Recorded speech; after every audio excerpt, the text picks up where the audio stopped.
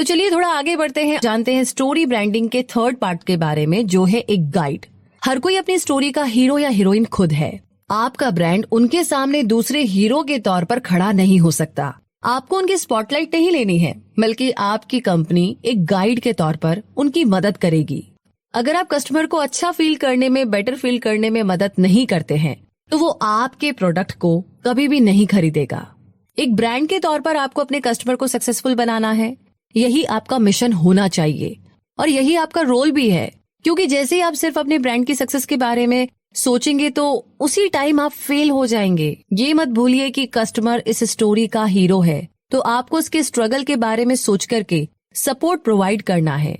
क्या आपको पता है कि जय-जी रैप आर्टिस्ट ने एक बार एक म्यूजिक स्ट्रीमिंग कंपनी शुरू की थी जिसका नाम था टाइडल। टाइडल स्पॉटिफाई या आईट्यून्स की तरह थी, लेकिन शायद आपने ये नाम कभी सुना नहीं होगा, क्योंकि टाइडल बुरी तरीके से फ्लॉप हुई थी, क्योंकि जेजी ने इसमें लोगों के बजाय खुद को ब्रांड बना करके बड़ी टेरिबल मिस्टेक की थी। इस कंपनी में उसने $56 मिलियन इन्वेस्ट किए थे।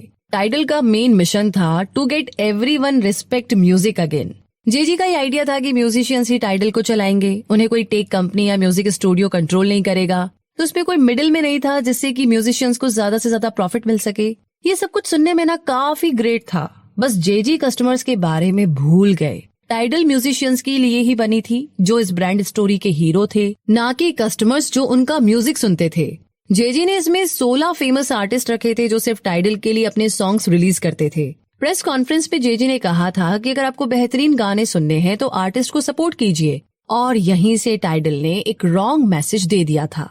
पब्लिक पर जेजी और बाकी दूसरे आर्टिस्ट ने बड़ा बुरा इंप्रेशन डाला था। उनकी हर मार्केटिंग से लगता था कि जैसे वो कस्टमर से अपना म्यूजिक सुनने के लिए ज्यादा पे करने की डिमांड कर रहे हैं। टाइडल का कोई भी पार्ट ऐसा नहीं था जो कस्टमर को ये शो कराता कि ये ब्रांड उन्हें सर्व करने के लिए बना हुआ है। तो आप ये गलती बिल्कुल ना करें। और इसी के साथ अगले पार्ट की तरफ हम बढ़ते हैं। स्टोरी ब्रांडिंग का फोर्थ पार्ट है गिव देम अ प्लान। लोग आपसे कुछ खरीदे, इसके लिए उनका ट्रस्ट गेन करना बहुत जरूरी है। अगर आप उन्हें अपना रिपीट कस्टमर बनाना चाहते हैं तो ये ट्रस्ट और ज्यादा गहरा करना होगा। उनके साथ अपने रिलेशनशिप में एक कमिटमेंट रखें, क्योंकि कस्टमर एक नया प्रोडक्ट खरीदने का रिस्क लेते हैं। इसीलिए जब वो ऑर्डर देते हैं तो अपनी हार्ड अर्न मनी का रिस्क ले रहे होते हैं। वो आप पर ट्रस्ट करके ही ऑर्डर देते हैं कि आप उन्हें प्रोडक्ट डिलीवर करेंगे, उनकी प्रॉब्लम फिक्स करेंगे। उन्हें इस बात की फिक्र होती है कि वो प्रोडक्ट काम करेगा भी या नहीं।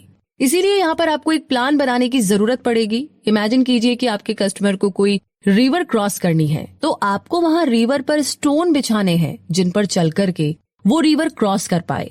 ये स्टोन्स आपके कस्टमर्स को रिवर के करंट से सेफ रखेंगे। ये स्टोन्स आपका प्लान है। आपका brand step by step customer की हेल्प करेगा। प्लान उस रिस्क को कम करेगा जो कस्टमर फील करता है, और इस तरीके से उनका आपके ब्रांड पर भरोसा इंक्रीज होगा। जैसे अब मान लीजिए आप वैक्यूम क्लीनर बेच रहे हैं। अब आपके कस्टमर के दिल में यही सवाल उठेंगे, क्या ये काम करेगा, इसे कैसे यूज करते हैं। तो आपको ये करना पड़ेगा कि आप उन्हें एक 3 स्टेप प्लान दीजिए जो इसे उनके लिए सिंपल और इजी बनाएगा। आपका प्लान कुछ ऐसा हो सकता है: step 1 plug the machine, step 2 press the on, और स्टेप 3 क्लीन अवे। तो ये 3 स्टेप्स आपको ऑब्वियस लग सकते हैं, मगर कस्टमर को नहीं। लेकिन अगर आप ये 3 स्टेप प्लान बनाते हैं तो ये काम उनके लिए बहुत ही इजी हो जाएगा और वो आपका प्रोडक्ट ट्राई करना चाहेंगे। ये प्लान उन्हें आइडिया देगा कि आपका ये प्रोडक्ट एकदम ट्रस्टवर्दी है।